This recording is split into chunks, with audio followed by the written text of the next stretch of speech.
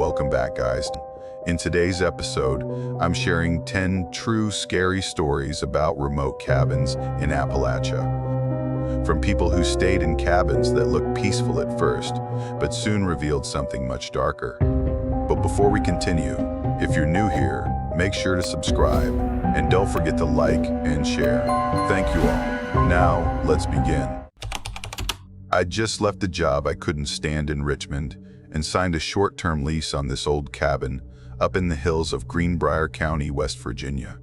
My sister had passed away earlier that spring, and being in my apartment just made it worse. Her stuff was everywhere. Her laugh was still in the walls somehow. I needed space, even if it meant running from the memories instead of dealing with them. The owner of the place, an older lady named Mrs. Kinley, mailed me the key with a short note written in shaky handwriting. Hasn't been used in a while, watch out for the critters.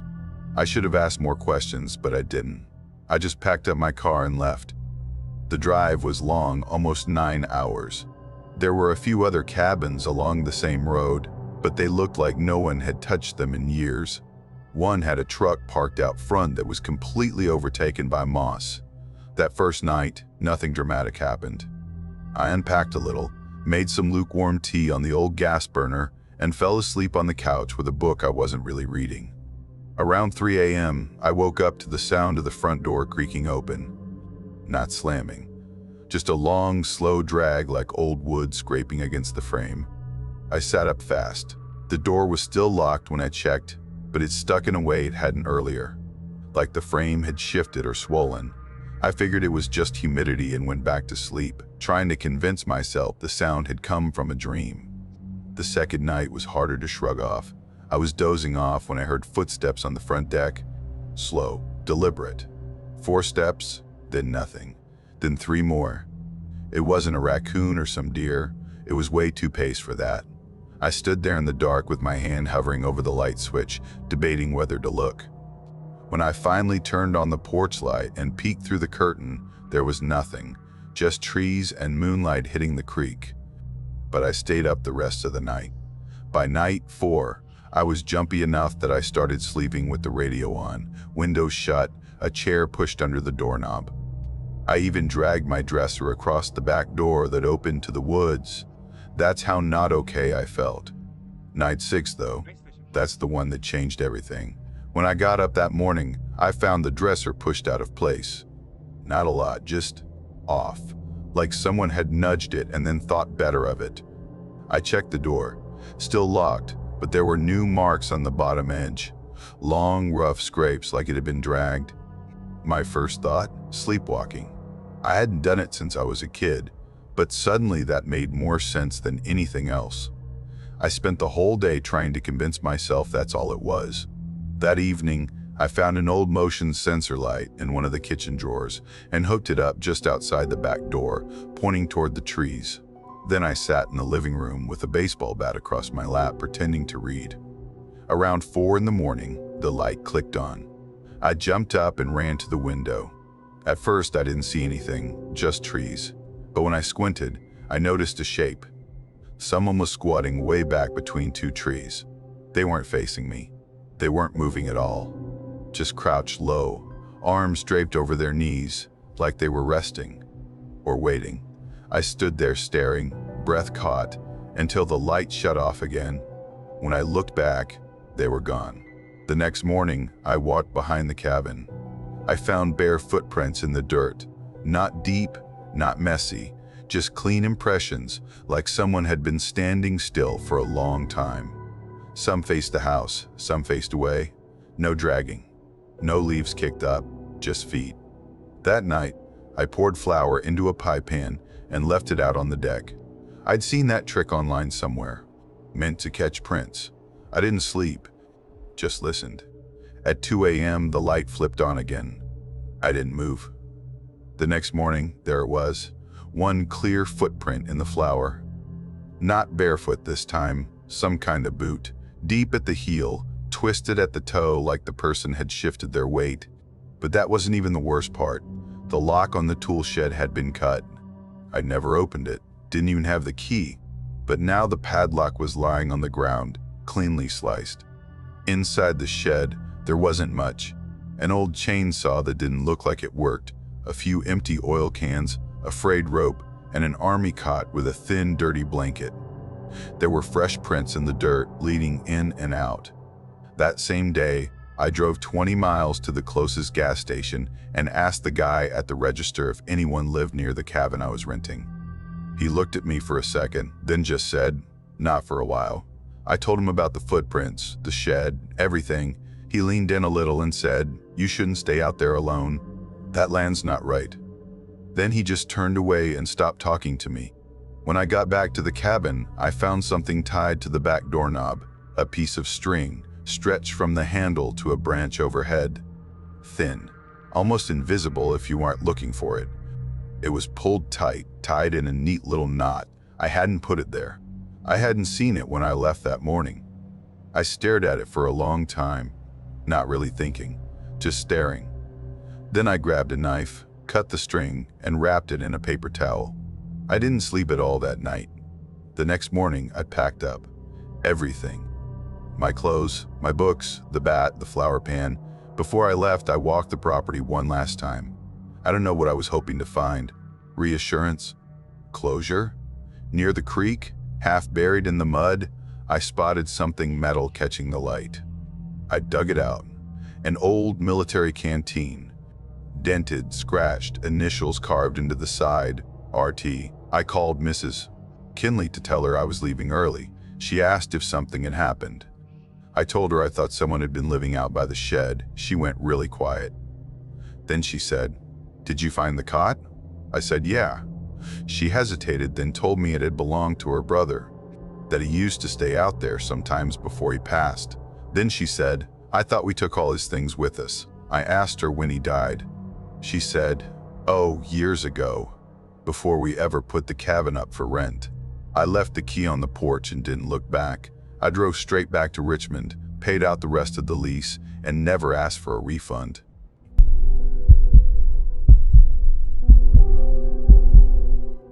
A buddy of mine named Mark had this old family cabin buried deep in the mountains, somewhere near the line between Tennessee and Virginia. His grandfather had built it with hand tools back in the 60s, mostly for hunting trips, and apparently no one in his family had been up there in over a decade. We were all fried from school, so the idea of no service actually sounded nice. We packed light, sleeping bags, coolers, canned food, flashlights. The drive took most of the afternoon. We lost reception somewhere around a gas station that still had one of those old analog pumps that click while they count the gallons. After that, the GPS just froze, and we followed a printout map Mark had found in his dad's glove box. The road turned to dirt and kept winding uphill until the trees started pressing in close enough to scrape the sides of the car. It felt like driving through a tunnel of branches. By the time we found the clearing with the cabin, the sun was already gone, and that last bit of twilight made the woods look washed out and silent, like everything was holding its breath. The place looked exactly like I expected. Old logs stacked tight, a crooked porch, one window cracked down the center. The door hung slightly crooked too, so you had to lift it a little to get it to close. Inside was a single room with a small loft, a couple of sagging couches, and a heavy iron stove sitting dead center. There was no electricity, no plumbing, not even a working lantern, just that faint, musty smell that every old building has, mixed with the cold bite of wood smoke. We dumped our stuff in a pile, lit some candles, and sat around the stove drinking from the cooler. The kind of night where everyone's tired enough to laugh too hard at dumb jokes. By midnight, one guy was already passed out on the couch, another on the floor. I tried to sleep, but the quiet was too loud. Every few minutes, I'd hear this soft snap, like a twig breaking somewhere outside. Not close, but not far either. Sometimes two in a row. I told myself it was just animals, deer, raccoons, whatever, but I couldn't shake the rhythm of it. I'd start to drift off, then snap. I even tried plugging my ears with part of my hoodie, but the sound seemed to crawl through anyway. Eventually, I must have dozed off, because I woke up to sunlight cutting through the window and the sound of someone clattering pans. Mark was making instant coffee over the stove. The air inside was freezing, our breath visible. We hiked later that morning, following a trail that led up to a ridge where the trees thinned out and you could see valleys rolling forever in both directions. Mark pointed to a couple of rusted hooks nailed into a tree and said his family used to hang deer there. I tried to laugh, but something about the way he said it, like it was still recent, made me uneasy. By the time we got back, the shadows were long and the air felt heavier. That's when we noticed the cabin door was shut. We were sure we'd left it open because it never stayed closed properly. Mark asked if anyone had gone back for something, but everyone shook their heads. The door was too heavy to swing on its own, and there was no lock. We pushed it open slowly. Inside looked the same. Nothing missing, nothing moved. We stood there for a moment, each of us pretending it wasn't weird. Mark mumbled something about the wind. We all nodded like that explained anything. That night, we got the stove going again, played cards, and tried to ignore the creaks of the place settling. Around midnight, I went out back to take a leak. The air had that sharp mountain chill that stings your lungs. That's when I saw it.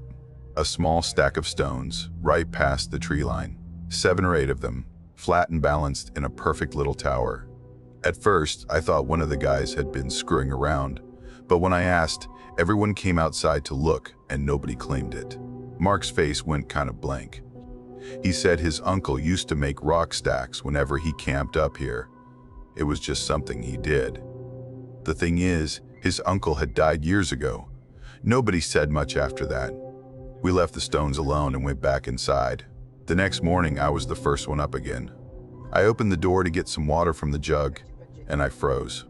There were 2 new stacks. One beside the fire pit, and another right in front of the cabin door, close enough that I had to step over it to get outside. Same style, same height, perfectly balanced. I woke the others, and we stood there half-dressed, just staring at them. The dirt around them was smooth, no footprints, no signs of anything moved. It didn't even look like anyone had touched the ground nearby. We talked about leaving, but Mark said the dirt road would be slick after the rain from the night before. He promised we'd go first thing in the morning once it dried out. That day dragged.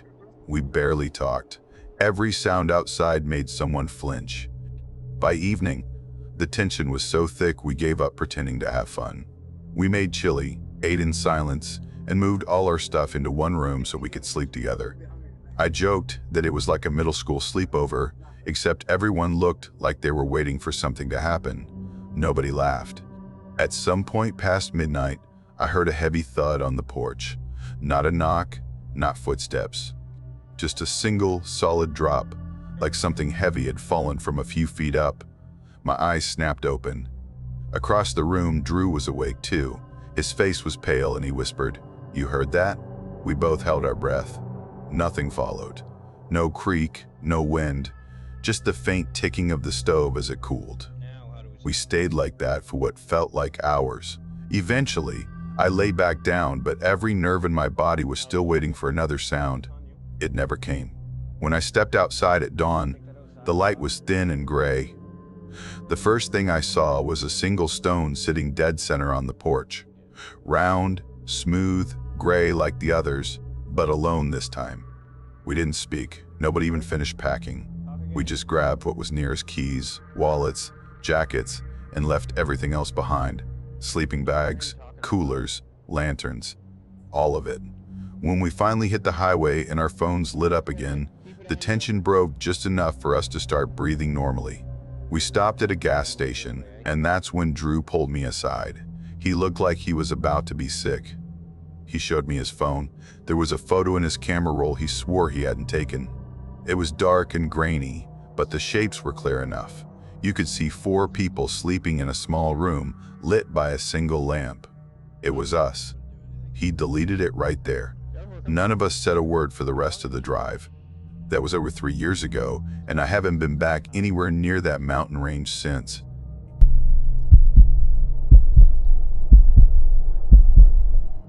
Last fall, I was managing a small cluster of rental cabins tucked deep in the Appalachian hills. Then one group arrived that broke that rhythm a little. 4 guys, surveyors hired by some energy company to map new routes for transmission lines. They booked 2 cabins for a few weeks, and I remember thinking they looked more like college buddies than contractors. Loud, but friendly. They laughed a lot, cooked out on the fire pit every night, and left empty beer cans lined up like trophies on the porch rail. All except for one of them.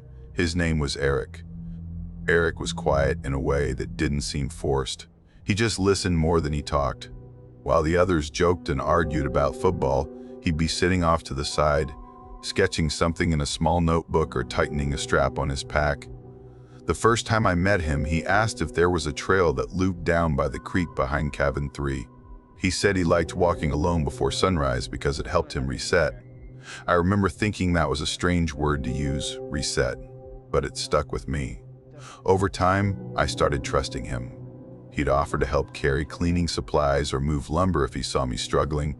Once, when one of the porch hinges snapped, he fixed it without being asked. Didn't even mention it until I noticed. He just said, couldn't stand the noise it made. There was something very steady about him, the way he moved, the way he spoke. I figured he was one of those quiet, capable types you rarely meet anymore. Lena, my coworker, noticed him too. She worked midday shifts cleaning and restocking the cabins.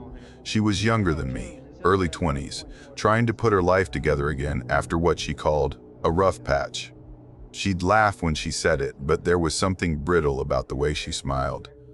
After a week or two, Eric started leaving little things for her. Nothing huge. A thermos of coffee, a protein bar, a folded note that just said thanks for keeping things nice. I teased her about her secret admirer, told her she was going to get herself proposed to in the woods one day, and she just laughed. Said he was sweet, not weird. I wanted to believe that. When the surveyors finished their job, they said they'd be relocating about an hour north, closer to Boone. They packed up on a Friday morning. I remember watching their truck drive off and thinking how strangely quiet it got afterward, like the woods swallowed the sound. That afternoon, I went to inspect the cabins. Cabin 4 was fine, a little muddy, a few bottles left behind, but Cabin 5 looked like no one had stayed there at all. The sheets were tucked perfectly, dishes washed, towels folded, and there was this faint smell of bleach that hadn't been there before. On the kitchen counter was a torn piece of notebook paper with Lena written neatly across the top. I didn't read it, just left it on the office desk where she'd see it. That night, she came by to grab her paycheck and spotted the note right away. She read it quietly, then looked up at me. "He said he's going back to Pennsylvania," she said softly. "Said he's sorry he didn't say goodbye." I nodded. "Guess he's a gentleman." We both kind of laughed, but she didn't sound amused. 2 nights later, I was finishing up some guest log entries when Lena came bursting into the office, white as chalk and holding her phone. "You need to see this," she said, and shoved it toward me. The service barely held, but the headline loaded. "Man arrested after killing 3 co-workers in mountain lodging near Boone." It was Eric. At first, I thought it had to be a mix-up, maybe a different Eric, but the photo was unmistakable. The same calm eyes, same faint smile. The article said he'd been fired for attacking his supervisor earlier that week, then gone back to their new rental house after midnight. He'd forced his way in and killed 3 of the men he'd been working with. A 4th survived, but was in critical condition. My hand started shaking so badly, I nearly dropped the phone. All I could think about was how he'd stood on the porch here, quiet, polite, offering to help fix things.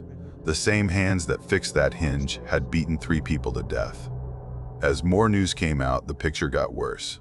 He'd had prior assault charges, mental health evaluations, even a restraining order once. None of it showed up when they rented the cabins. But what really made me sick was realizing he'd left that note for Lena after the killings. He must have driven back here. When I told her that, she didn't react the way I expected. She didn't scream or cry. She just stared down at the note, tracing the writing with her finger. "He didn't seem dangerous," she said quietly. "He seemed lonely." After that, something in her changed. She started printing articles about him from the library. She told me she'd written him a letter. I told her to stop, that it wasn't healthy, that he didn't deserve her sympathy. She said, "You don't understand. People break sometimes." Over the next few weeks, she got more distant. On cleaning days, I'd catch her standing by cabin 5, staring at the porch railing where he used to leave those notes. Sometimes she'd stay there for minutes without moving. When I asked what she was thinking, she'd say, "He wasn't like the others." I started to dread being alone out there. Every creak in the floorboards made me tense up. Sometimes I'd find little things out of place, a rag folded differently, the back door unlocked even though I swore I'd locked it. Maybe it was just my nerves, but it started to feel like he'd left something behind, some invisible residue that clung to that space. The last time I saw Lena, she was sitting in the office long after closing, the note spread out in front of her. The lamp made her face look hollow. I told her again to let it go, that this wasn't love, it was obsession. She didn't even look up. A week later, she quit. No goodbye, just her key on the counter. I tried not to think about her after that. Tried to just keep working like nothing had happened. Now, when guests check in, I always tell them the same thing. Don't talk to anyone who isn't part of your group. Don't open the door if you hear footsteps. And if someone knocks after dark, don't answer.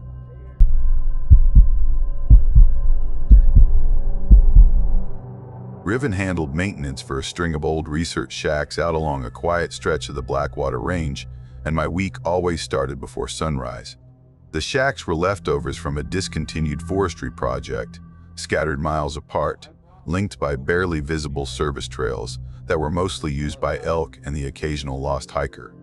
A couple were still structurally sound enough to use as temporary shelters during fire season, but most of them just needed someone to make sure they hadn't rotted through or been claimed by squatters. Every Monday, I packed a week's worth of food, slung my gear, and followed the ridge. The route covered 9 cabins total, looping back to my own bunkhouse at the base by Sunday evening. That fall, everything started to drift a little. The first thing that stood out happened at the 3rd shack on a Tuesday morning. I stopped at the door, went to unlock it, and noticed the keyhole was cleaner than usual. The rest of the door was covered in dust and pine grit, but someone had wiped the area around the lock. At first, I thought I might have brushed it myself somehow, but then I spotted the window latch on the side cracked halfway open. I had shut it the previous week. It's the kind of thing I double-check without thinking. I marked the difference in my log, secured the latch, and stepped inside. The furniture sat exactly where it always did. Narrow cot, metal table, 2 crates near the heater. Nothing felt moved. But on the table sat a plastic cup I recognized. A cheap one from the county's bulk supplies, bright orange and thin at the rim. I had thrown it away over a month ago, carried it all the way back to the main road and dropped it in the bin myself. Yet here it was, sitting upright like someone had just used it. I picked it up and flipped it over, same brand, same seam. I didn't want to overthink it, so I shoved it into my pack and figured someone must have left a matching one behind. I wrote it down, finished the inspection, and locked up. The 4th shack sat another mile or so deeper into the ridge. When I reached it, I saw something new. A piece of twine tied tightly around the door handle, not just looped, but pulled into a knot that looked intentional. It had tension to it, like whoever tied it had wrapped it around their wrist or anchored it to keep pressure. No signs of anyone around, though. I slipped it into my pocket, unlocked the door, and stepped inside. The room looked untouched. Cot still folded, crates still sealed, dust even across the floor. I added the twine to the log and moved on, telling myself maybe some hiker had gotten creative with a makeshift leash or something. It didn't feel likely, but it was easier than thinking too hard about it. The next morning, after a long trek through the midpoint markers, I got up early to prep gear for the day. My pack was still zipped shut from the night before. I unzipped it, pulled it open, and there was the twine. Not tangled, not loose, coiled, sitting neatly beside my boots like it had been placed there on purpose. I stared at it longer than I should have. My door had been locked. I always checked it twice. No signs of damage. No prints in the dirt. I didn't want it near me. I walked it back up to the 2nd shack of the day and dropped it into one of the storage crates. Sealed the lid tight. I finished the rest of that day's checks without incident. My heart didn't settle down for hours. By Friday, things had shifted again. I stopped at Shack 6 and opened the logbook to record a busted hinge on one of the crates, except the log wasn't where I left it. The drawer that held it was empty. I found it 10 minutes later on the opposite side of the shack, resting on a windowsill that hadn't been opened in weeks. I didn't write anything, just stared at the pages. The last 4 entries, my own handwriting, were gone, not torn, not scribbled out, just missing. The dates jumped backward like someone had turned the clock back. I rewrote what I could remember, even though it felt strange doing it. The county didn't exactly audit the logs, but the habit was drilled into me. You saw something, you logged it. Still, I couldn't shake the idea that someone else had flipped through the book, read it, erased what they didn't want there. When I reached the 7th shack, I started to hear things I couldn't quite name. Not voices or footsteps, just rearrangements, like small things being nudged in other rooms. Clicks of shifting weight. I told myself it was cabin settling or my own nerves, but when I opened the door, I stopped cold. The crate that usually sat under the back window had been dragged into the center of the room. Nothing else disturbed. No food wrappers, no bedding, no gear. Just a single round stone, perfectly centered on the cot like a placeholder. I picked it up, smooth and cold in my hand. I left it on the table and got out. The last shack stood past the old forestry boundary, the only one with a basement sealed years back because of water damage and mold. My job was to make sure no one had broken the lock.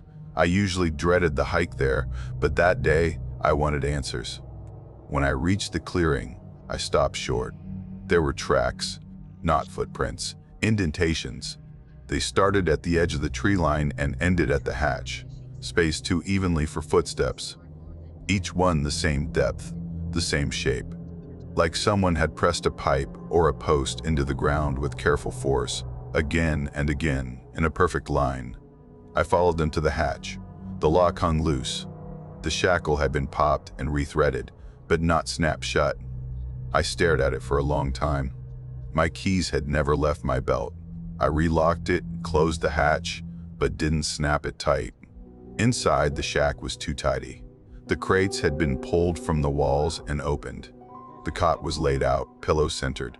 The table had been cleared, and sitting dead center on it was my logbook. I always kept it with my tools in the first shack. I hadn't brought it here. I opened it blank. Not a single entry. All my repair notes, dates, supply requests, gone. The entire past month erased. I shoved it into my pack and stepped outside, needing to check the hatch again. It was open, not swinging open. No wind, no footsteps, just open. I walked over, pressed it shut with my foot and locked it again. This time I double-checked the latch before backing away. Then I made for the trail. Halfway to the main junction, something skidded across the dirt ahead of me. I stopped. The plastic cup, bright orange, rolled to a stop right in my path. It shouldn't have been there. The slope of the trail angled downhill, away from where it came. My chest felt heavy. I opened my pack. The cup I had picked up days ago was gone. I reached down, picked up the one on the ground, and carried it the rest of the way. I couldn't stand the idea of it being behind me.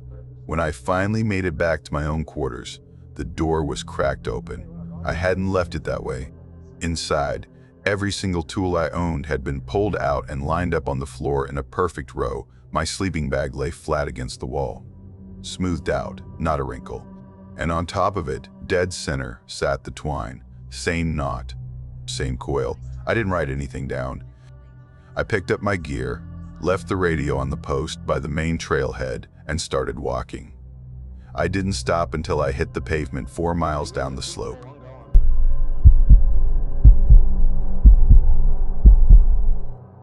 My shift started at 6.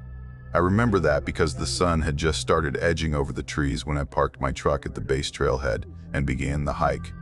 The first cabin looked normal. Shutters latched, lock still in place, logbook closed like I'd left it. I made a note, checked the supplies, moved on, easy. But when I headed toward the second cabin, the trail didn't feel right. I've walked that stretch of path more times than I can count. 20 minutes tops, gentle slope, a little footbridge across a dry wash. But that morning, The trail led me into a clearing that looked like someone had shuffled the terrain around while I was blinking. The incline sloped down instead of up. The storage shed, same color, same cabin type, sat at a weird angle, like it had been rotated or flipped. My first thought was that I must have taken a wrong turn. Happens, even to people who know the trails. So I turned around, walked all the way back to the tree with the old tin marker nailed into it. Our trail marker, the one that never moved. I stood there staring at it. Still the same rusty sign, still on the right trail. I tried again, followed the exact route. I landed in that same wrong clearing, same off-kilter layout, same eerie quiet. By then I was annoyed. I figured the terrain had shifted over the years and I was just noticing. I'd seen hikers get turned around on far simpler trails. I chalked it up to that and headed straight for the cabin, pushing aside the weirdness. The padlock was open, just dangling there. That threw me. I'd locked that cabin 2 days earlier, and there were no guest bookings until next week. I stepped inside, careful not to touch anything at first. The logbook lay open on the center table. We always closed them after we signed in or out, standard policy. I didn't even need to flip through the pages. One sentence had been written across the most recent line: "Do not repeat the route." That was it. Neat handwriting, no signature, no date. I checked the rest of the cabin. Supplies untouched. Beds made. Nothing missing. No sign of forced entry. I stood in the doorway for a few minutes, debating whether to call it in. I should have. I didn't. I convinced myself maybe someone from another department had stopped in, maybe a trainee or a backup tech. I locked the place again and moved on. To get to the third cabin, I had to cross a little bridge, 2 long wooden planks laid over a shallow stream. Been there as long as I've worked the job. That day, the whole thing had shifted about 3 feet to the left. And I don't mean the planks were moved a little. I mean the whole bridge. Both planks and the anchor logs had been physically shifted over the stream. Fresh gouges lined the stones where they'd been dragged, and deep tracks in the mud on both banks said whoever moved them had strength to spare. No way it happened on its own. Still, I crossed, and once I did, I noticed something else that didn't sit right. A line of tracks, bare, flat, and small, ran along the left side of the trail. They weren't boot prints. Too narrow, too evenly spaced, and no variation. Same depth, same shape, like someone had walked perfectly straight without lifting their feet. I followed them because, honestly, I didn't know what else to do. The prints ended in front of the third cabin's porch. Just stopped at the first step. The door was slightly open. Inside, the room looked untouched except for a backpack on the chair. That was a problem. No guest had checked in there for over 2 weeks, and we log all gear left behind. I inspected the bag carefully. Inside, I found a small flashlight, dead batteries, a folded piece of cabin stationery, and a laminated ID badge for the county. Only the name didn't match anyone I'd ever worked with, and the photo was scraped off clean. I unfolded the note. It had 5 lines of handwriting, same style as the last one. The first line read, "Do not repeat the route." The next 4 were half-finished sentences, as if the writer had started them and then stopped halfway through. I set it down, backed out, tried the radio. Nothing. Usually, at that elevation, I had at least 1 working channel. Not that day. Just static. I should have turned around, gone straight back to the truck, but instead I kept going. I told myself maybe the power relay was down near the last cabin, and that's why the signal wasn't reaching. The trail from cabin 3 to cabin 4 loops around the outer ridge, a narrow bend with the wall on one side and a steep drop on the other. That day, it felt tighter than it had before. Less room to breathe.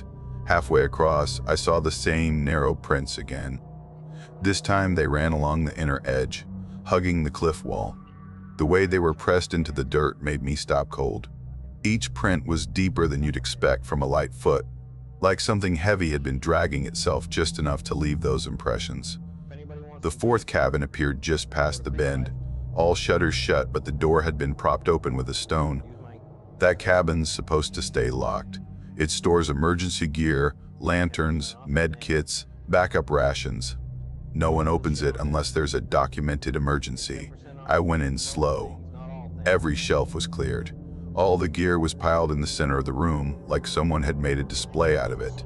Nothing missing, nothing scattered, just stacked. And on top, the logbook from the second cabin. I picked it up. The warning page was gone. In its place, a new note in the same handwriting.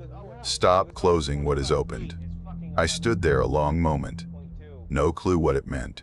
Eventually, I left the book where it lay and did one last sweep of the room.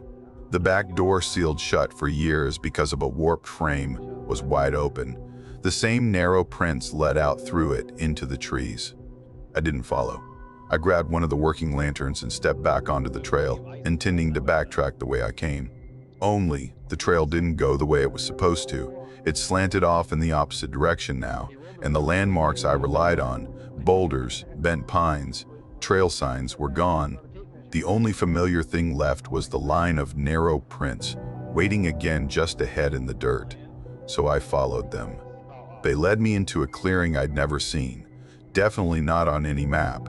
In the middle stood a cabin that looked exactly like the others. Same build, same layout. But the lumber was newer, the walls unstained by years of sun and rain.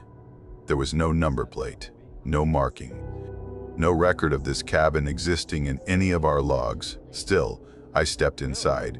The rooms were mirror images of the standard layout. Left became right, right became left. Every detail reversed. On the table was the torn page from the second logbook. A new sentence had been added: "You are repeating the route." I was still staring at it when I heard movement behind me. Just a soft shift, like weight settling on old wood. I turned. The backpack I'd left in the third cabin was sitting in the doorway. It wasn't there seconds earlier. The straps lifted slightly, the way they might if someone hooked fingers beneath them, but no one was there. I backed up, hand on the door frame. The pack dropped with a muffled thump, then rolled onto its side. Behind it, the narrow prints started forming again, fresh in the dirt, one after the other. They curved into a new path that led away from the cabin. I followed, didn't stop to think. After a while, the trees thinned out and I found myself back on the main trail, the one leading to the service road. The prints stopped exactly at the edge. No more strange cabins, no more notes. I climbed down. The radio came back to life the moment I cleared the ridge. I called in and said the cabins needed a full safety sweep. Nothing more. I didn't mention the tracks or the messages. The county shut down access to the cabins for the rest of the season. When we went back up as a team, everything was normal. The trails were where they should be. Supplies untouched. No weird prints. I left the job after that. You know how hard it is to cook scallops with no fucking fork? That fall, my coworker Carver handled most of the empty houses near the main road, so I was the one driving out to the more isolated rentals. My shift that day started around noon at a cabin tucked way up near Lake Briar. It was about an hour off County Road 27, past a barely there trail that curved through a lot of thick brush before opening into a clearing. I did maintenance for a small company that owned a handful of vacation properties scattered through the Appalachian backwoods. The cabin itself was simple, same as the others. Wood frame, a little porch, no real utilities beyond a basic generator out in the shed. I didn't bother with it unless something needed testing. One main room, a kitchenette, and a sleeping loft above the fireplace. I parked next to a squat oak by the porch, hauled my tool bag up the steps, and started the usual sweep. Then I heard it, a single thump from outside. Not loud, just a short, heavy sound like something dropping clean and close enough to stop me mid-checklist.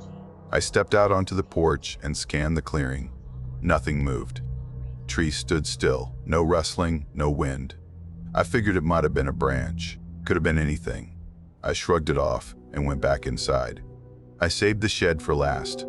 Always did, mostly because the hasp on the generator door jammed like hell and I hated messing with it.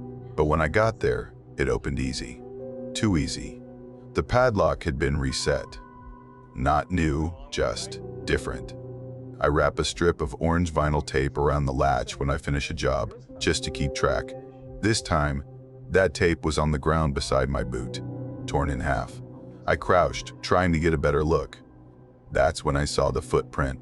Fresh, clear, pressed into the soft dirt near the threshold. Bigger than mine, too defined to be more than an hour or two old. I turned in place slowly, scanning the trees. Not one bird sound. Not one leaf twitching.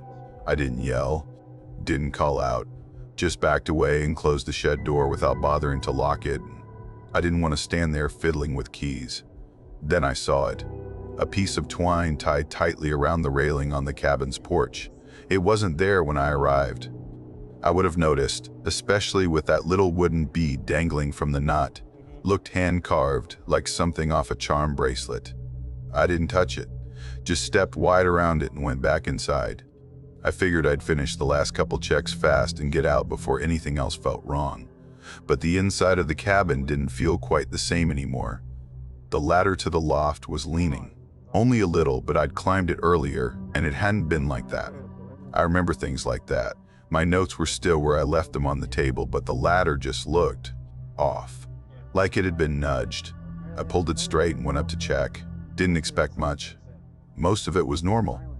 Blanket folded at the edge of the mattress, nothing shifted or moved. But in the far corner, near the boards, there was a smear of dirt shaped like a hand. Wide fingers, but the thumb was angled strangely, like someone had pressed it down hard while dragging it across the wood. That's when I knew I wasn't alone out there. I got down the ladder fast, packed up my kit without checking half the stuff I should have, and headed for the door. Right as I stepped onto the porch, I heard a faint clack behind me. It came from under the loft, somewhere near the baseboard where the water line passed into the cabin. I turned and looked through the window, but nothing moved.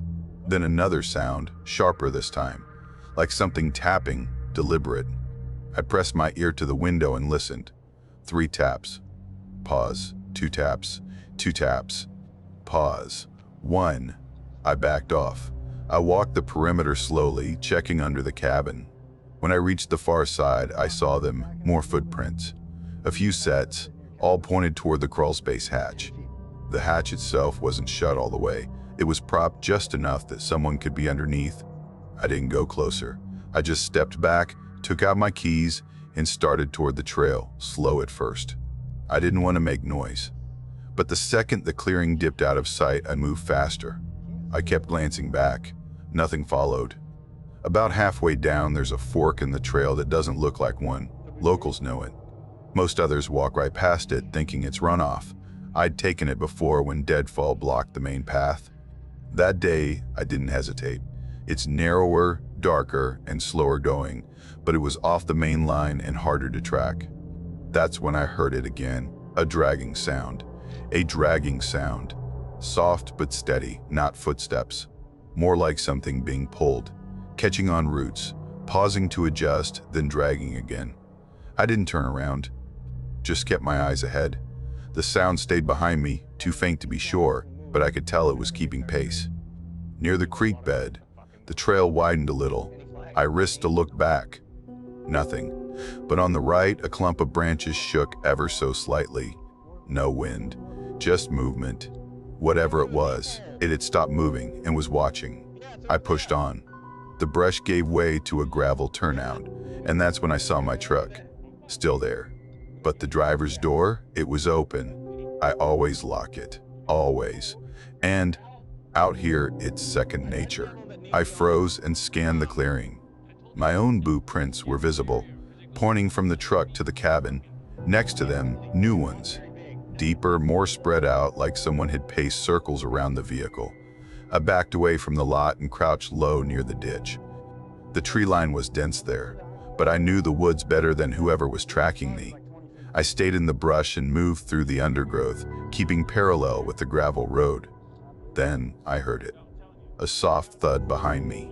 Then another. Something had stepped onto the gravel. I dropped flat, face against the dirt, and peered through the ferns. There it was. A figure walking toward my truck. Big, dressed in muddy green and brown clothes that blended into the woods, shoulders hunched, arms a little too long. The way it moved wasn't fast, but it had that slow certainty, like it knew exactly where it wanted to be. It reached the truck and leaned inside. That was my chance. I crawled through the brush, barely breathing, until the trees curved up toward the ridge. From there, I straightened and walked, quick but controlled, toward the next cabin over. It belonged to a guy named Vernon, retired land surveyor, kind man, kept to himself. When I knocked, he answered with a cautious look, but once I told him someone had followed me, he didn't hesitate, locked the door, grabbed his radio, and told me to stay put. The deputy showed up about an hour later, walked the woods, found nothing, wrote it off as a trespasser, maybe a poacher. I filled out my reports. Management asked if I wanted to rotate to another district. I didn't think twice.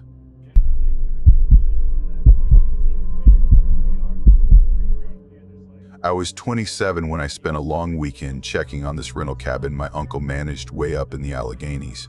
He usually looked after it himself, but he'd thrown out his back lifting something heavy at his shop and didn't want to leave it sitting unattended. He figured I could handle it, just basic upkeep stuff. Air the place out, check the plumbing, make sure no windows were broken, and that the propane tank hadn't been tampered with. Honestly, it sounded easy enough. I'd done it a couple times before. I got there late in the afternoon. Sun was already starting to dip behind the ridge, which meant I had a couple good hours of daylight left if I moved fast. I unlocked the door, stepped inside with my backpack still on, and stood there for a second. It was exactly as I remembered it. One room, plus a tiny bathroom to the side.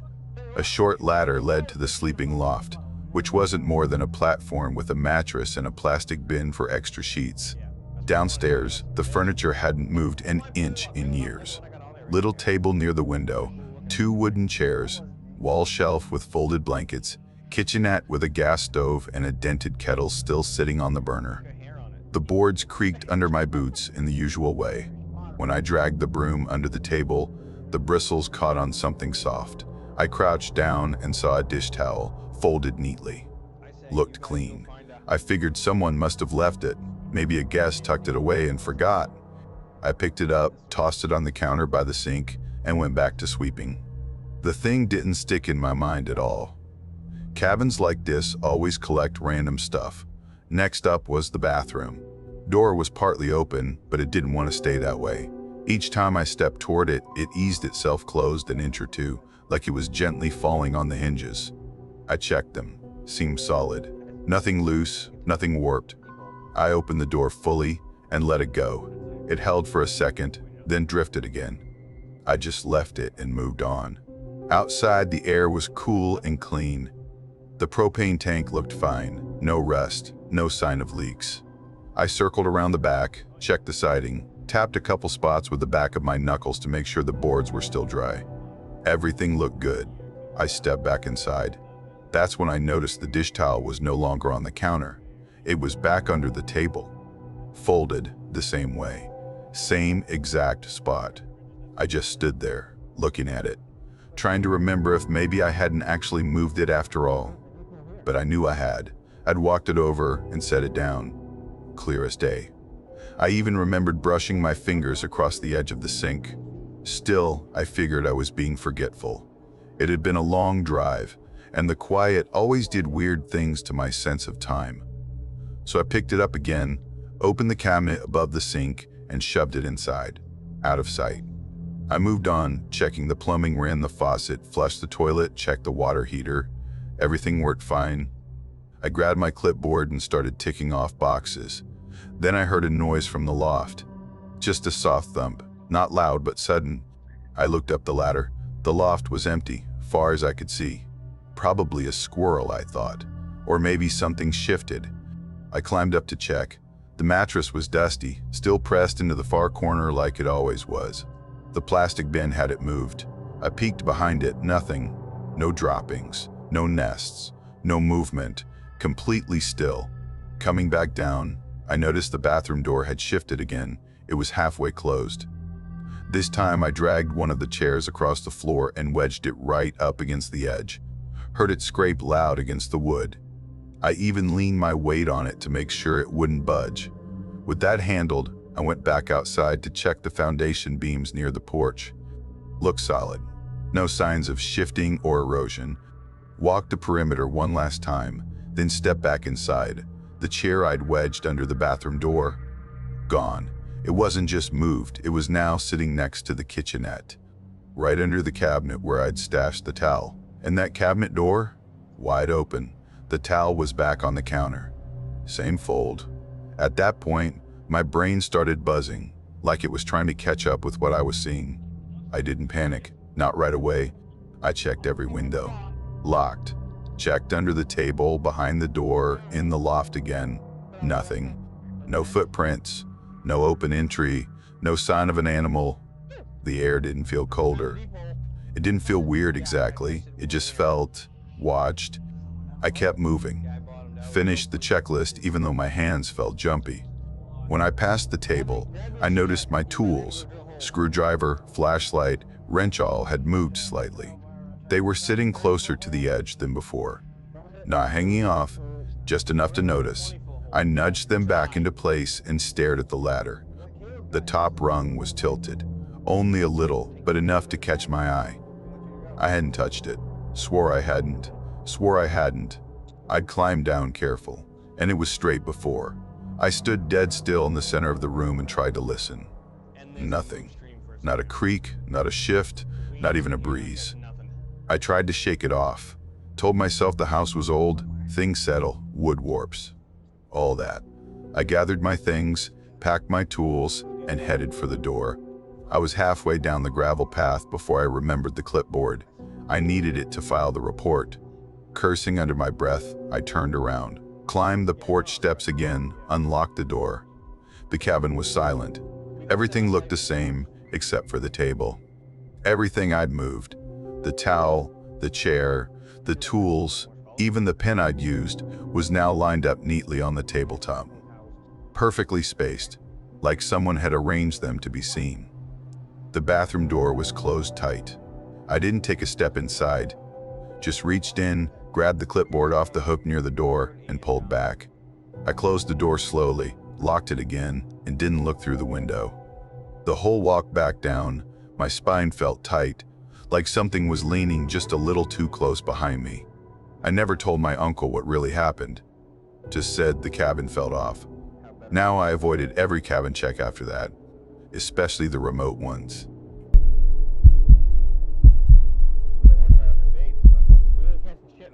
I was 29 years old when I took the caretaker job watching over the ridge cabins. It sounded straightforward. Keep the unit stocked, do walkthroughs after guests checked out, report anything weird to the owners. By the time I got to the service shed that first morning, the sky was still gray. The guy I was replacing looked like he couldn't get out of there fast enough. There were 6 cabins scattered across that stretch of ridge, all old but solid, used mostly by hunters and hikers who didn't mind the lack of cell signal. The owners lived a few hours away and only came up every couple months. Most of the time, it was just me. That morning felt like any other. I loaded up my pack, logbook, flashlight, spare batteries, extra cabin keys, a couple propane testers, and headed down the trail toward cabin 3 first. It sat the farthest from the main loop, nestled near the edge of the forest line, surrounded by trees that grew so close they almost brushed the roof. The hike out there was steep in a few places, but not bad. A squirrel darted across the porch as I stepped up. The shutters were where I left them last time, looked normal. The last guest had checked out 2 days before, and according to the notes, everything should have been in order. Inside, it was tidy. Linens folded, no dishes in the sink. The key sat on the table like it was supposed to. I checked the windows and moved to the back door. That latch had a habit of slipping loose, so I gave it a couple test closures, and for once, it clicked shut perfectly. Too perfectly. That thing never lined up on the first try. I squatted down and tested it again. Smooth as butter. That's when I noticed the rug. Just a small one by the back door, the kind people use to wipe off their boots. It was maybe 6 inches off from where it should have been. Normally I wouldn't care, but I had fixed it last time because it always bunched up near the door. It never stayed in place unless someone walked on it. I stood up and looked around again, slower this time. Nothing seemed out of place. I convinced myself maybe a cleaner had come in and reset things. Or maybe a guest left it like that and the detail just hadn't made it onto the report. I told myself that and moved on, but I glanced over my shoulder one more time before heading out. On the step outside, the mud looked fresh. Not like muddy footprint fresh, more like the kind of disruption that happens when something heavy brushes it. I bent down, but whatever mark had been there was already fading. The soil around cabin 3 usually held impressions well, but I couldn't make out a shape. Just a vague smudge, like something had disturbed it, then quickly vanished. Cabin 4 wasn't far, just a 15-minute walk along a winding trail that curved around a massive, split boulder. The trees were thicker here, and the light dimmer, but the air felt still, dead still. The only sounds were creaks from faraway branches and the soft crunch of my boots on the path. That cabin was locked, shutters drawn, no signs of disturbance. I walked the perimeter, checked the propane tank, signed off in the logbook, and kept going. Cabin 5 always made my skin crawl a bit. Not because of anything that happened there, just the layout. It sat low in a dip of land, like it had sunk there and never climbed back out.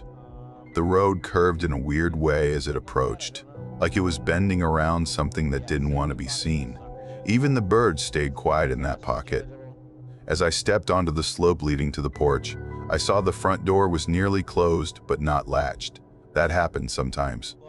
Guests would forget to lock it, or a gust of wind might tug it open a crack. Still, it gave me pause. I pushed it open and stepped inside. First thing that caught my eye was the lantern on the table. These cabins all had a battery-powered emergency lantern, but this one was turned toward the door, angled like it was intentionally facing me. Normally it sat in the middle of the table, centered neatly. I picked it up. The battery was almost dead. Weird, but not necessarily alarming. I made a mental note to replace it and moved to the bedroom. The bedspread was pulled back just slightly, like someone had sat on the edge. The pillow had that telltale dip where a head might have rested. Now, I've seen messy cabins before, but this one was supposed to have been cleaned a week ago. The log confirmed no one had been there since. I lifted the edge of the mattress and saw something tucked between the wooden slats. A tiny square of paper, clean and folded. I unfolded it, blank. No words, no smudge, just plain white. I left it on the nightstand. At that point, I felt it. Not fear, exactly. Just a pressure in the air, like something leaning over my shoulder. I wrapped up the inspection quickly and stepped back outside. The clearing in front of cabin 5 had changed. Right in the middle of the yard lay a long, peeled piece of tree bark. The pail inside turned up. Not fallen peeled. Too clean, too deliberate. I'd walked that same patch minutes earlier, and it hadn't been there. I walked over slowly. The dirt around the bark was marked, dragged maybe. Not footprints, just streaks, shallow and wide, as if something had slid or been pulled. My pulse quickened. I left it alone and backed away. On the path back to the loop, I stopped at the utility shack. We kept spare filters, propane, odds and ends in there. The padlock was undone, dangling loosely. That hit me like a splash of cold water. I knew I'd locked it last time. I swung it open, nothing missing. Shelves still stocked. Even the faulty canister marked with tape was untouched. But then I saw the broom leaning by the wall. Mud stained the handle, about halfway up, as if someone had gripped it with a filthy hand. I stepped back and took a breath. I locked the shack tight and returned to the shed to radio the owners. No signal. Just static and faint blips. That happened sometimes. I decided to push through the last cabin, then try again. Cabin 6 was the newest, set high on the ridge. Getting up there took effort, especially with your nerves fraying. Every few steps, I felt like something was watching me. Nothing obvious, no crunch of branches or shifting shadows, just a constant pull to look behind me. I didn't. I reached the cabin, walked the perimeter, found no signs of tampering. The ground was firm, the windows clean, everything still. Inside, the cabin was as plain as ever, modern, sterile almost. I moved toward the back door to check the frame, and that's when I saw it, another folded piece of paper, tucked under the bottom edge, identical to the one at cabin 5. Same size, same blank face. I opened the door and stepped onto the porch. The ridge sloped downward, trees lining the narrow view like a hallway. And at the very end of it, just before the underbrush took over, something stood. Not a deer, not a person. It looked like a figure in a long coat, but there was no head, just a collar standing stiff. The arms didn't hang naturally. The coat didn't sway. It just stood there, like it had been waiting. I didn't move. I didn't call out. I didn't blink. I closed the door calmly, gently, and walked back toward the front of the cabin. I left everything. My tools, my notes. I didn't check anything else. I just walked. Halfway down the ridge, I heard a step behind me. Not loud, just a soft crunch. Then silence. I didn't stop. Another step. A minute later. Then again, even spacing. Always behind me. I never looked back. When I finally reached the service shed, I slammed the door and locked it. The radio worked this time. I told the owners what I'd seen. I used phrases like unauthorized presence and possible trespasser, even though none of that felt accurate. They said they'd send someone else up by morning, told me to stay put and secure the cabins if I could. I didn't go back out. I sat in that shed until my shift ended. When the sun dipped low, I got in my truck and drove. I didn't check cabin 5. I didn't check the ridge. I drove without stopping.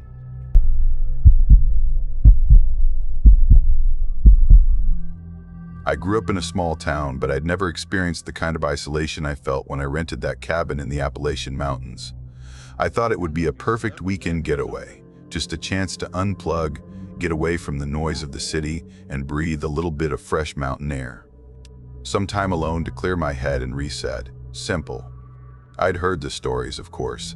Everyone in town has their version of some creepy cabin tale, something spooky about the woods. But at the time, I brushed them off. They were just that, stories. The cabin looked old, but there was something charming about it, maybe too charming. The wood was weathered, like it had been through years of storms and sunrises, and the porch creaked under my weight when I stepped up to the door. The air smelled of pine and damp earth, the kind of fresh, earthy smell you only get when you're in the woods.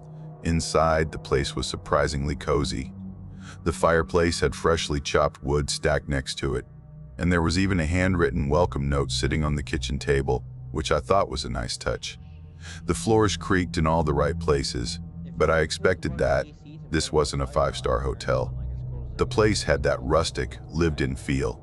I was ready to relax, maybe read a book, take a walk through the woods, enjoy the silence. Simple stuff. But then, things started to feel off. The first night, I couldn't shake the feeling that something wasn't quite right. It wasn't anything I could put my finger on. It wasn't like hearing voices or seeing things. It was just this nagging feeling that I wasn't alone, even though I was. The wind was howling outside, the trees rustling in the dark, but there were other sounds too. Footsteps, soft and slow, on the porch. Like someone was standing just outside, listening. I checked the locks on the door, pulled the curtains tighter, and told myself it was nothing, just nerves. But it didn't feel like nothing. It felt like something, like someone was waiting. The second night was worse. I woke up in the middle of the night to a faint sound, scratching. It was soft at first, like something with claws was dragging them along the side of the cabin. It wasn't loud enough to be a bear or a raccoon. It wasn't like any animal sound I'd ever heard. My first thought was to dismiss it, but it didn't fade away. It lingered, just enough to make my heart race. I grabbed a flashlight, my hand shaking a little as I swung open the door and stepped outside. The woods were silent, completely still, except for the wind. I scanned the dark trees, trying to catch a glimpse of whatever was making that noise. Nothing. Then, just as I was about to turn back inside, I saw them. A pair of glowing eyes, deep in the woods, just watching. I froze. The eyes blinked. Then they were gone. My pulse was pounding in my ears as I backed inside, locked the door, and sat in a chair for the rest of the night, staring out at the trees. The silence outside was unsettling, but it wasn't the same as before. Now, it felt different. Like there was something out there, something waiting. By morning, I felt ridiculous. It was probably just my nerves. It's easy to imagine things when you're out in the woods all alone. I made myself a cup of coffee, tried to shake off the weirdness, and decided to go for a hike. I figured getting some fresh air would help clear my mind. But the deeper I hiked into the woods, the more I felt it, that weird sensation of being watched. At first it was subtle, just a strange feeling in the back of my mind. But the farther I went, the more it grew. My steps quickened. I kept turning around, half expecting to see someone standing there, but there was never anyone. Still, I couldn't shake the feeling. I didn't get far before I turned around. As I made my way back to the cabin, I tried to tell myself I was just being paranoid. But when I got back to the porch, I froze. There, in front of the door, was a fresh pile of dirt, like someone had recently dug a small hole and filled it in quickly. There was no reason for it to be there. It hadn't been there when I left. I hadn't seen it earlier. I spent the rest of the day pacing inside the cabin, trying to stay calm. Every creak of the floorboards made me jump. Every gust of wind outside made the trees groan like they were whispering. Night fell, and with it came the strange weight of everything. The silence, the isolation, the growing unease. I didn't know what I was afraid of, but I couldn't ignore the feeling that something was watching. Something that wasn't supposed to be there. And then, that night, the tapping started. It was soft at first, barely noticeable, like a tree branch brushing against the window. But then, it got louder, moving from window to window, as if someone or something was trying to get inside. The footsteps on the porch echoed again, slow and deliberate. And then, the scratching sound. But this time, it wasn't just on the walls. It was at the door. I couldn't breathe. I stared out the window, heart in my throat. There, in the dim light, was a figure. It was too tall to be human, too thin to be anything I recognized. The outline of it shifted in the darkness, a silhouette standing just beyond the glass. I couldn't move. I don't know how long I sat there, just frozen, staring. Eventually, the figure disappeared, and with it, the sounds. The silence that followed felt suffocating. I didn't sleep that night, not a single minute. By morning, I couldn't stand it anymore. I packed up everything, shoved my stuff into the car, and drove away as fast as I could.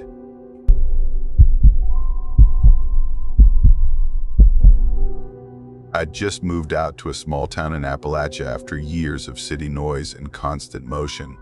A friend of a friend mentioned this cabin he'd stayed in once, way out in the woods, barely even on the map. He said it was perfect for being alone. I figured, why not? The drive out there wasn't long in terms of miles, but it dragged on like I was slipping backward in time. The roads turned from pavement to gravel, then to dirt, and then to something that barely counted as a road at all. I pulled in as the sky started dimming into dusk. The cabin looked older than I expected. Nothing spooky at first glance, but definitely not part of any rental service. The porch sagged a little in the middle, and there was moss creeping up the sides. But the windows were intact, the roof looked solid, and I wasn't exactly picky. Inside it smelled like old wood and dust, not musty, just still. Like no one had opened a window in years. The floors creaked a little under my boots, and there was a thick old rug in the center that probably hadn't been vacuumed since the 90s. But it had heat well, a stone fireplace that still worked, and the basics, a bed, a chair, and a little kitchen. No TV, no Wi-Fi. That was kind of the point. I unpacked, started a fire, and made myself some dinner from the supplies I brought. After a while, I killed the music and let the silence take over. The fire crackled, and for the first time in a while, I felt like I could actually breathe. Then I heard it. At first, I thought it was just the wind, the kind that comes out of nowhere and slips through trees in weird ways. But then I heard it again, a knock. Light, almost hesitant. One knock, then another. I froze. Not like I was terrified, just confused. It was remote out here. No one should have been around. I got up, walked to the window and looked out, but saw nothing. Just woods and fading light. Still, I opened the front door and stepped out. The cold air hit me immediately. It wasn't just cold, it was sharp, like it didn't want me there. I stood there for a minute, scanning the trees, but there was no movement, no footsteps, nothing. Just silence. I went back inside, told myself it was probably a branch or an animal bumping against the wood. I tried to settle back in. Then the knock came again. This time it wasn't subtle. It was louder, more direct. My chest tightened. I stood again, slower this time. I didn't say anything, just listened. The sound had come from the back wall, which didn't make sense. The porch was in the front. The back just faced the woods. I grabbed a flashlight and stepped outside, circling around the cabin. There were no footprints, no broken branches, no signs that anyone or anything had been back there. I even checked under the deck. Nothing. But as I was walking back to the front door, something shifted in the trees. Not a sound, just a feeling, like someone had moved just outside my line of sight. I stopped walking. My mouth went dry. I turned the flashlight toward the trees, but the beam barely cut through the shadows. And then I heard the knock again. This time, it came from deeper in the woods. Against every ounce of better judgment, I followed it. It wasn't like I had some brave impulse. I think it was more that it didn't feel entirely real yet, and part of me thought I could make it make sense if I just saw whatever it was. So I walked, flashlight in hand, deeper into the forest.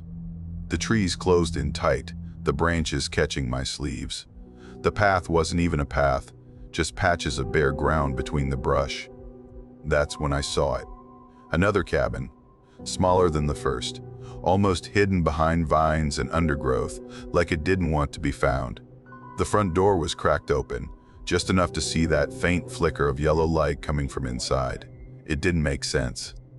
I hadn't passed any other structures on my way in. I didn't even know this one existed. But there it was, waiting. I should have turned around. I know that now. But I stepped closer, heart thudding against my ribs, flashlight flickering slightly. I pushed the door open with one hand. The air inside was colder than it should have been. A single bulb dangled from the ceiling, swaying just enough to make the shadows shift along the walls. There was a couch old, sagging in the middle, some broken furniture, and dust covering everything. And the walls. They were covered in carvings. Not drawings, scratches. Hundreds of them, maybe thousands, like someone had spent years slowly etching shapes and marks into the wood.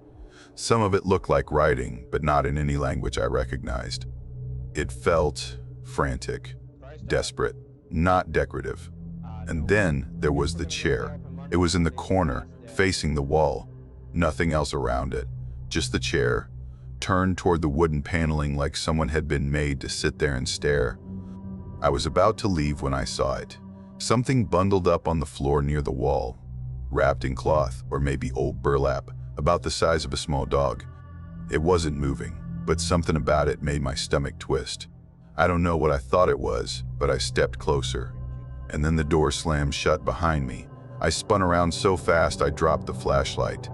I scrambled to pick it up, pointed it at the door still closed, no one there. I rushed over, twisted the handle, yanked it hard. Nothing. It wouldn't budge. It didn't even rattle, like it had been sealed from the outside.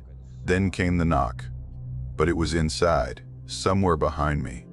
Then the voice, low, like someone speaking through sand. One word, get out. My whole body locked up. I couldn't even scream. My legs just moved, like they knew what to do even if my brain hadn't caught up. I don't remember opening the door, but somehow I was outside, running. Branches tore at my clothes. The cold didn't even register anymore. I didn't look back, not once. I burst into the main cabin and slammed the door behind me. I didn't turn on the lights. I didn't go near the windows. I just sat there in the dark, knees to my chest, until the sky started to lighten. At dawn, I threw everything back in my car and drove without stopping. I didn't care that I hadn't showered, hadn't eaten. I didn't even check the mirrors. I just drove. When I got to the nearest town, I stopped at a diner. I must have looked like hell. The woman behind the counter asked if I was okay, and I told her a bit, just that I'd heard something in the woods, that I found a cabin that wasn't on the map. Her face changed. She didn't act shocked, just tired. You're not the first, she said. That's all she told me. I didn't ask for more. I didn't want to know. I never went back. I never even asked for a refund.